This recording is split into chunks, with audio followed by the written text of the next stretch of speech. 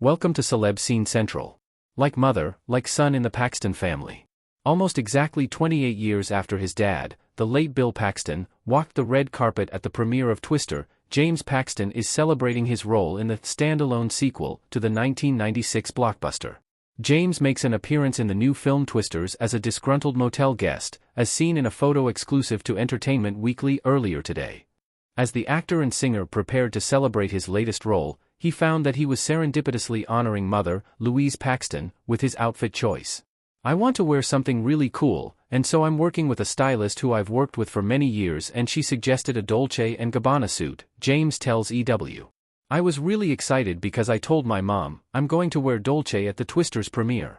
And she goes, I wore Dolce & Gabbana at the original premiere." And then she pulls out her original outfit that she still has from the 90s, and there's photos of her in this great white outfit with dad. It's so crazy and kind of meant to be. And I was telling the rep at Dolce that yesterday, they just thought it was really cool.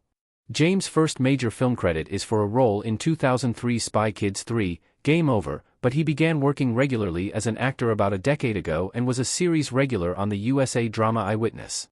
He also guest-starred on Marvel's Agent of S.H.I.E.L.D. on ABC as an alternate version of John Garrett, a role his father had played prior to his death in 2017. On Friday, James will release a new song, Count on Me, honoring his dad.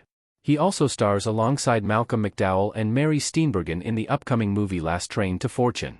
McDowell has been trying to get the Western made for decades and was glad to cast James, especially since he is around the same age his father would have been when they almost made the movie in 1994.